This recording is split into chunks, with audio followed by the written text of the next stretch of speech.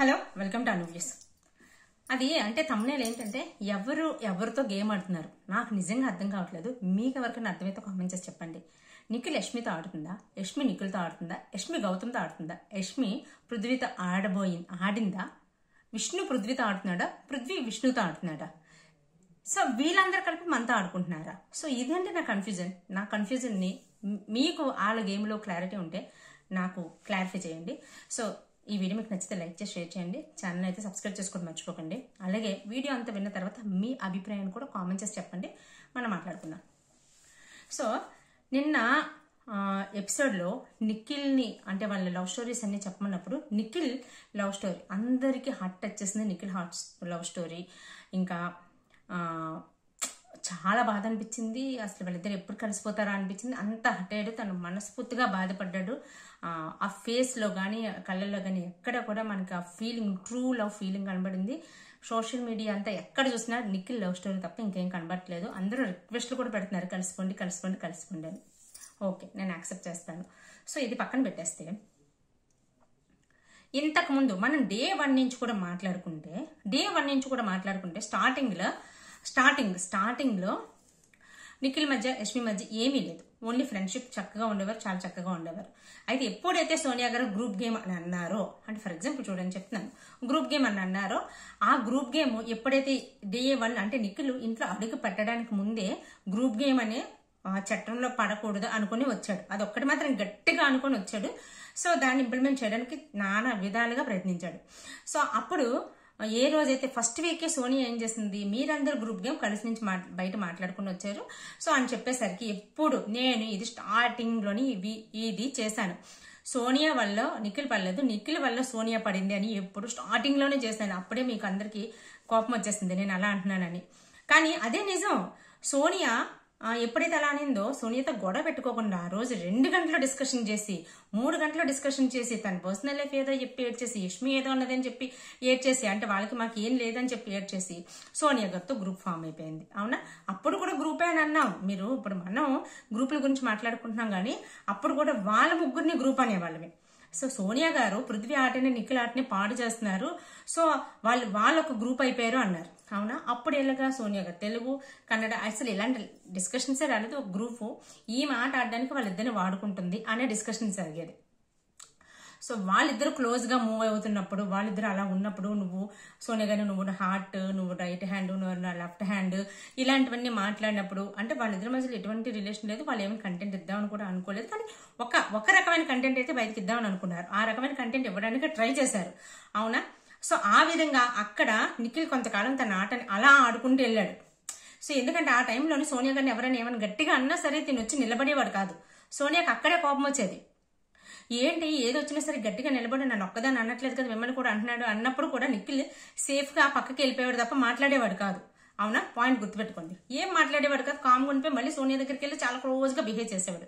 So ఇలా ఉండేది. So దాని గురించే సోనియా కోపం వచ్చేది. అలా ఎందుకుంటావు, మాట్లాడాలంటే గట్టిగా మాట్లాడాలి కదా అనేది. సో అవునా, ఇది అయిపోయింది. అదే టైంలో సోనియా పృథ్వీ దగ్గరికి వెళ్ళి, సో దీనివల్లే పెద్ద గొడవ కూడా అయింది సోనియాకి యష్మికి మధ్యలో. పృథ్వీ దగ్గరికి వెళ్ళి ఏమనింది, పృథ్వీ నీకు యష్మి అంటే ఇష్టమా, యష్మికి నువ్వంటే ఇష్టమట కదా అని చెప్పి అడిగింది. ఒక నవ్వి లేది అదేం లేదు, యాజ్ ఏ పర్సన్ నాకు ఇష్టం అంతే అన్నాడు. అంటే లేదు నువ్వేదో డ్రెస్ వేసుకుంటాను అంటే తను ఏదో డ్రెస్ వేసుకుంటే చాలా బాగుంది అని నువ్వు చెప్పావు కదా అంటే నవ్వుతూ నీ కోసం ఇలాంటి డ్రెస్ మళ్ళీ వేసుకుంటా అని చెప్పిందట కదా. సో మీకంటూ ఒక ట్రాక్ ఏమైనా నడుస్తుందా అని చెప్పి అడిగింది. అడిగితే అదేం లేదు అన్నట్టుగా మాట్లాడాడు. కానీ ఆ టైంలో ఆ మూమెంట్లో కొంచెం ఇష్టం ఉన్నట్టే బిహేవ్ చేసేవారు. ఎందుకంటే పృథ్వీ ఒక మాట అన్నాడు, యష్మికి ఇష్టం ఉండుండొచ్చు కానీ ఆట ఎక్కడైనా పాడైపోద్దేమోనని చాలా స్ట్రాంగ్ గా ఉంటది, ఏ విషయంలో కూడా డిబేట్ అవ్వకూడదు అని చెప్పి అలా ఆట ఆడుతుంటది అని చెప్పారు. ఆ తర్వాత మనకి ఆ టైంలోని అక్కడ వాళ్ళిద్దరిది కూడా కొంచెం అలా అనిపించింది. అవునా? సో దీన్ని మాట పట్టుకొని సోనియా గారు మనకి గొడవలు ఆడినప్పుడు అంటే నామినేషన్ చేసుకున్నప్పుడు యష్మికి సోనియాకి గొడవ జరిగినప్పుడు సోనియా అన్న మాటకి, అంటే నీ కళ్ళు ఎప్పుడూ పృథ్వీ మీద నిఖిల్ మీదే ఉంటాయి, నా ఆట నీకు ఎక్కడ కనిపిస్తుంది అన్న మాటకి చాలా పెద్ద ఇష్యూ చేసింది. చాలా పెద్ద గొడవ అయింది. అక్కడ సోనియా గారిది కూడా తప్పు ఉంది, అది వేరే విషయం. యష్మిది కూడా తప్పు ఉంది. సో అక్కడ అంటే సోనియా గారు ఏం చెప్పారు, నువ్వు ఎప్పుడు కూడా నిఖిల్ని పృథ్వీనే చూస్తూ ఉంటావు కాబట్టి సో అన్నదానికి చాలా పెద్ద ఇష్యూ అయింది. సో అవునా, అయితే ఇక్కడ నేనేమంటానంటే యష్మి ఒక రకమైన ట్రాక్ నడపాలని ట్రై చేస్తుంది, ఆ ట్రాక్ తో ఇంట్లో ఉండాలని ట్రై చేస్తారు. ఇది డామ్ షూర్, కన్ఫర్మ్, 100%. సో అది పృథ్వీతోనా నిఖిల్తోనా, ఫస్ట్ పృథ్వీతో అంటే ఒక రకమైన ఏదో ఒక ఇష్యూలో ఉండాలి, ఒక ఆట ఆడుకుంటూ వాళ్ళ ఆట అలా ఆడుకుంటూ సైడ్ ట్రాక్ లో ఒక ఇష్యూలో ఉండాలి, అప్పుడే హౌస్ లో ఉంటాము అనేది మాత్రం ఫిక్స్ అయిపోయి వచ్చారు. సో అది చేస్తున్నారు అన్నమాట వీళ్ళు ఎవరైనా సరే. అంటే పృథ్వీ చూడండి, ఫర్ ఎగ్జాంపుల్ వీళ్ళు ముగ్గురులో అంటే నలుగురులోని కూడా ఒక కామన్ క్వాలిటీ ఉంటది, వాళ్ళు ఆట ఆడుతారు, ఆటతో పాటు వాళ్ళ గురించి మాట్లాడుకోవడానికి ఎప్పుడు కూడా ఒక ఇష్యూ రెడీగా ఉంటది. సో ఇది ఏ ఇష్యూస్ అంటే యష్మి అలా చేసింది. తర్వాత కొంతకాలం ఎవరు అమ్మాయి సోనియా గారు ఎలిమినేట్ వెళ్ళిపోయారు. అయిపోయిన తర్వాత నిఖిల్ పృథ్వీ కలిపి ఎంతో కాలం పట్టలేదు క్లోజ్ అయిపోవడానికి, చాలా క్లోజ్ అయిపోయారు. క్లోజ్ అయిపోయిన తర్వాత పృథ్వీ క్లోజ్ అయిపోయిన తర్వాత నిఖిల్తో చాలా క్లోజ్ ఉండేది. అవునా, నిఖిల్తో క్లోజ్ ఉండేది, నిఖిల్ అంటే ఇష్టం అన్నట్టుగా బిహేవ్ చేసేది. అటువైపు ఒకసారి సీత కూడా నిఖిల్తో అలాగే బిహేవ్ చేసేది, సీతతో కూడా కొంచెం క్లోజ్ గానే ఉండేవాడు అంతే, కానీ ఎప్పుడు కూడా ఎస్ అని చెప్పలేదు. కానీ యష్మి దగ్గరకు వచ్చేసరికి నిఖిల్ అంటే ఓన్లీ నిఖిల్ చెప్పాడనే కాదు, ఎవరు బిగ్ బాస్ ప్రేరణని టెస్ట్ తేజని లోపలికి పిలిచి కన్ఫెషన్ రూమ్ పిలిచి ఏమున్నాయి గాసిప్స్ అని అడిగేసరికి నిఖిల్ అంటే యష్మికి కూడా ఇష్టమే, సారీ నిఖిల్కి యష్మి అంటే ఇష్టమే, కానీ ఎక్కడ ఎక్స్ప్రెస్ చేయట్లేదు, తన కేరింగ్ గానీ తన మాట్లాడే విధానంలో గానీ తెలిసిపోతుందని ప్రేరణ అదే విషయం చెప్పింది, టేస్టీ తేజ కూడా అదే విషయం చెప్పారు. ఇద్దరికి ఒకరికొకరికి తెలియకుండా హౌస్ లో వాళ్ళకి కూడా అది తెలుస్తుంది. ఈవెన్ దో యష్మి కూడా అలానే అనుకుంది. ఎందుకని చూడండి, అందరి ముందు ఇష్టం లేనట్టు బిహేవ్ చేస్తాడు, ఎవరు లేనప్పుడు ఇష్టం ఉన్నట్టు బిహేవ్ చేస్తాడు, నాకు అదే నచ్చదు అని చెప్పి. సో ఇదే విషయం సోనియా గారి దగ్గర కూడా అందరి ముందు తను సపోర్ట్ చేసేవాడు కాదు, కానీ తను సింగిల్ గా ఉన్నప్పుడు తనతో చాలా మంచిగా చాలా క్లోజ్ గా నువ్వే నా గాడ్ ఫాదర్ అన్నట్టుగా బిహేవ్ చేసేవాడు. అక్కడే ఆమెకు కూడా కోపం వచ్చేది.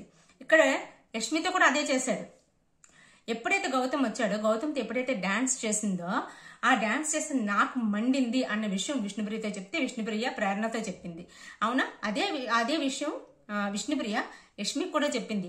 నువ్వంటే ఇష్టం కావాలు, నువ్వు గౌతమ్తో డాన్స్ చేస్తుంటే తనకు మండిందట అనే విషయం చెప్పింది. ఎందుకు మండుతుంది మండింది అంటే సో నువ్వు ఒక ట్రాక్ అంటే నువ్వు ఇనిషియేట్ అవ్వకుండా ఉన్నట్టు కనిపించాలి, అవతల వాళ్ళు నీ మీద ఇష్టం ఉన్నట్టు కనిపించాలి. సో ఇదే కదా నిఖిల్ అనుకున్న ప్లాన్ ఏంటంటే తన ఆట తను ఆడుతూ ఉంటాడు, సైమల్టేనియస్ గా ఒక లవ్ ట్రాక్ నడిపిస్తూ ఉండాలి. సో అక్కడ నిఖిల్ యష్మితో ఆడుకున్నాడు, యష్మి గౌతమ్తో ఆడుకుంది, నిఖిల్తో కూడా ఆడుకుంది.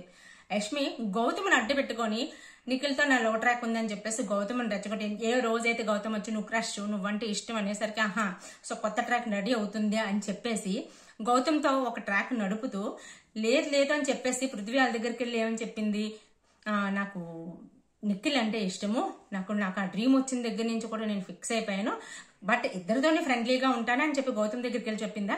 చెప్పి ఇక్కడ ఇలా మాట్లాడుతూ గౌతమ్తో ఇలా సరదాగా మాట్లాడుతూ గౌతమ్తో తినిపించుకుంటూ గౌతమ్ టీషర్ట్స్ అడిగి తీసుకుంటూ వేసుకుంటూ ఇన్ని చేస్తూ అక్కడ నిఖిల్ అంటే ఇష్టం అని చెప్పేసి వేరే కెమెరాస్ దగ్గర మనకి చూపించేవారు.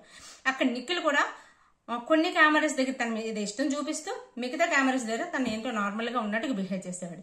ఏ రోజైతే ఒక వీకెండ్ లో ఏ వచ్చి బీ పేవాలి, బీ వచ్చి సి పేవాలి అని పృథ్వీ ఏ రోజైతే వెటకారంగా చెప్పేశాడో సో అందరికి బట్టబయలు అయిపోయి అది అక్కడితో ఓపెన్ అయిపోయి ఇంకా ఈ కథ వర్స్ట్ అయిపోతుంది అనుకున్న సిచ్యువేషన్ లో వీళ్ళందరూ ఈ కథకి నార్మల్ గా కొంచెం క్లోజ్ చేశారు. అవునా, ఇది పక్కన పెట్టండి. ఇక్కడ పృథ్వీకి తెలుసు, నిఖిల్కి తెలుసు, యష్మికి తెలుసు బయట ఒక రిలేషన్ ఉంది అని చెప్పేసి తను విడిపోవాలనుకోవట్లేదు అని చెప్పి, ఎందుకంటే చాలాసార్లు అన్నాడు కూడా, కానీ అదే మాటను గట్టిగా ఎందుకు చెప్పలేదు? గట్టిగా చెప్తే ఆట పోతుందన్నా, గట్టిగా చెప్తే ఎందుకు పోతుంది, గట్టిగా చెప్పచ్చు కదా.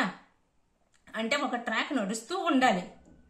అలాగే గౌతమ్ కాదు, అలాగే పృథ్వీ అండ్ విష్ణుప్రియ, పృథ్వీకి రిలేషన్లో ఉన్నాడని విష్ణుప్రియ కూడా లైట్గా తెలుసు, అలాగే ఇంట్లో వాళ్ళకి కూడా తెలుసు. ఎందుకంటే పృథ్వీ వాళ్ళ అమ్మగారు వచ్చినప్పుడు నిఖిల్ ఇదే విషయం అడిగాడు, మంగళూరా లేకపోతే ఇక్కడ అని చెప్పేసి నాగార్జున కూడా అడిగారు, మంగళూరు సంబంధం అని అంటున్నారు కదా హౌస్ లో ఏంటి అని స్టేజ్ మీద కూడా అడిగారా అంటే అక్కడ విష్ణుప్రియ గురించి ఇంకా పృథ్వీ గర్ల్ ఫ్రెండ్ అని అంటున్నారు కదా, ఆమె గురించి దర్శిని గురించి అని మాట్లాడుతున్నారు. అవునా దర్శిని గౌడ అంటే అమ్మాయి కూడా మంగళూరు అమ్మాయి. ఆ అమ్మాయి గురించి మాట్లాడుతున్నారు. అంటే అక్కడ వాళ్ళ రిలేషన్ ఉన్నారని హౌస్ లో వాళ్ళకి చాలా మందికి తెలుసు. విష్ణుప్రియ ఒక ట్రాక్ నడుపుతుంది. మనం సీజన్ 5లో అనుకుంటా శ్రీ సత్య ఇంకా తన అబ్బాయి ఇంకొక అబ్బాయి ఉండేవారు కదా. సో అది కూడా ఒక ట్రాక్ లాగా అబ్బాయి వెంట పడుతుంటే అమ్మాయి నో అని చెప్పడం ఒక ట్రాక్ లా నడిచింది. ఇలాగే ఇక్కడ అమ్మాయి వెంట పడుతుంటే అబ్బాయి నో అని చెప్పకుండా వస్తుంది కదా, నేను ఎంటర్టైన్ తను నా దగ్గరికి వస్తుంది, నా దగ్గర కూర్చున్నప్పుడు నాకేంటి బాధ అని చెప్పి ఎంజాయ్ చేసుకుంటూ ఒక ట్రాక్ నడుస్తుంది కదా, నడవ నువ్వు. దీనివల్ల కంటిన్యూస్ గా ఒక ట్రాక్ అయితే వెళ్తుంది కదా. ప్రతి వీకెండ్ వీళ్ళ ఇష్యూ మాట్లాడుకుంటూ నాగార్జున గారు ఎప్పుడు ఉండరు, వీళ్ళ ఇష్యూ మాట్లాడుకుంటూ ఏ హౌస్ మేట్స్ ఉండరు. సో అంటే ఒక కంటెంట్ బయటకు వెళ్తుంది, వెళ్ళి నువ్వు ఎంతకాలం వెళ్తే వెళ్తుంది అని చెప్పేసి తను ఊరుకున్నాడు. మరి విష్ణుప్రియ నిజం చెప్తున్నా తను ఒకటి అనుకుని వచ్చింది. సో మీరు స్టార్టింగ్ లో విష్ణుప్రియని అబ్జర్వ్ చేసి ఉండుంటే, అమ్మయ్యా ఈ వీక్ నేను గండం కట్ చేసా, ఈ వీక్ నేను ఏదో ఒక చిన్న పెర్ఫామ్ చేసా అది కనిపిస్తుంది, అంటే ఈ వీక్ నేను సేవ్ అయిపోయా, అమ్మ చాలు ఈ వీక్ పెర్ఫార్మెన్స్ ఉండదేమోనని భయపడ్డా అని మాట్లాడేది విష్ణు. తర్వాత రాను ఎప్పుడైతే పృథ్వీ ట్రాక్ అంటే తన జెన్యూనిటీ, నేను ఒక జెన్యూన్ పర్సన్ని అంటే శివాజీ గారు చెప్పింది ఎవరైనా ఫాలో అయ్యారో లేదో తెలియదు కానీ విష్ణుప్రియ బాగా ఫాలో అయిపోయింది అన్నమాట. అంటే ఏదైనా ఒక విషయంలో, అంటే ప్రతి విషయంలో జెన్యూన్ గా ఉంటుందా లేదా అని పక్కన పెట్టి ఏదో ఒక విషయంలో జెన్యూన్ గా ఉండాలి అని చెప్పి నేను జెన్యూన్ గా ఉంటున్నాను అని చెప్పడం కోసం, genuine feelings, original feelings, emotions అని చెప్పడం కోసం దాన్ని చూజ్ చేసుకుంది. మీరు యాక్సెప్ట్ చేసినా చేయకపోయినా సరే విష్ణుప్రియ ఈ పార్ట్ ని చూజ్ చేసుకుంది అంతే. ఇది బయటకు వచ్చాక ఉండదా అనేది తర్వాత విషయం. హౌస్ లో మాత్రం కావాలనే చూజ్ చేసుకుంది. ఎందుకంటే తను చేసేది కొన్ని సీన్స్ అయితే చాలా ఓవర్ అనిపిస్తాయి, చాలా అంటే చాలా ఓవర్ అనిపిస్తాయి. ఎస్పెషల్లీ ఒక కెరియర్ ఓరియంటెడ్, ఒక సెల్ఫ్ ఇండిపెండెంట్ గా పెరిగిన అమ్మాయిలు కానీ ఎవరైనా సరే అంత ఓవర్ గా బిహేవ్ చేయరు. అది మనకి చాలాసార్లు ఆర్టిఫిషియల్ గా అనిపించింది కూడా. సో విష్ణుప్రియ ఎంచుకునే పాత్ ఏంటి? సో నేను ఒక అబ్బాయిని ఇష్టపడితే పిచ్చిగా ఇష్టపడతాను, దానికోసం నేను ఏదైనా చేసేస్తా, ఎంతవరకన్నా వెళ్ళిపోతా అనేది జనాలకి బాగా నచ్చుతుంది. సో దీన్నే ఎంచుకుందామని చెప్పేసి ముందు లేదు, తర్వాత వచ్చిన తర్వాత దాన్ని చూజ్ చేసుకుని ఆ పాత్రలోకి వెళ్ళిపోయి అదే పాత్రలో ఉండిపోయింది. నిజం చెప్పాలంటే విష్ణుప్రియకి చాలా ఇండికేషన్స్ వచ్చాయి, అవునా కాదా? వాళ్ళ నాన్నగారు చెప్పారు, తర్వాత ఆది కామెడియన్ ఆది వచ్చినప్పుడు చెప్పారు, ఆమె సింగర్ పాట పాడినప్పుడు చెప్పారు, నిన్న రవి అండ్ వాళ్ళ సిస్టర్ వచ్చినప్పుడు చెప్పారు. ఇంతమంది చెప్పినా సరే అర్థం కావట్లేదు, అమ్మాయికి బొరకు ఎక్కట్లేదా, అమ్మాయికి ఆలోచించట్లేదంటే 100% ఆలోచిస్తుంది, 100% అర్థమవుతుంది కూడా. కానీ ఆమెను కాపాడేది, ప్రొటెక్ట్ చేసేది ఇది ఒకటే. సో దీని ద్వారానే ఎంతవరకు వెళ్తే అంతవరకు వెళ్ళిపోతాను. ఎందుకంటే దీని ద్వారా నేను 11 వారాలు తను వచ్చేసింది. ఫస్ట్ వారం సెకండ్ వారాల్లో కూడా నేను ఆడలేనేమో, నేను ఉండలేనేమో, నేను చెయ్యలేనేమో అని భయపడుతూ ఉన్న అమ్మాయి ఇప్పుడు ఇక్కడ వరకు రాగలిగిందంటే సో ఈ కంటెంట్ నాకు బాగా నచ్చుతుంది. నిన్న కూడా మన అనుకున్న వాళ్ళ గురించి ఉండడంలో చాలా హ్యాపీనెస్ ఉంది సార్ అంటుంది కదా. అంటే మన అలాగే అంటే అప్పుడు నీ ఆటకి ఎక్కడ కనిపిస్తుంది అంటే, మన అనుకున్న వాళ్ళ ఆట నా ఆట అయితే నేను అనుకున్న వాళ్ళు బయట వాళ్ళు చూసి నా ఆట నచ్చి వాళ్ళు నాకు ఓటేస్తారు అంది. చూసారు ఎంత తెలివిగా మాట్లాడిందో. అంటే నేను ఒకరిని దాన్ని చూసి వాళ్ళు నన్ను ఇష్టపడుతున్నారు, సో ఇది కరెక్ట్ వే, మీ ఎవరికి అర్థం అవ్వట్లేదు అని చెప్పి తన ఆట తను అలా ఆడుతుంది. ఎందుకంటే పృథ్వీకి ఆల్రెడీ గర్ల్ ఫ్రెండ్ ఉందని చెప్పి అందరికీ తెలుసు, విష్ణుప్రియకి కూడా తెలుసు. అయినా ట్రాక్ ఎందుకు నడుపుతుంది? ఆ గర్ల్ ఫ్రెండ్ ఉన్నా సరే నేను ఇలా పిచ్చిగా ప్రేమిస్తాను అన్నది ఎందుకు?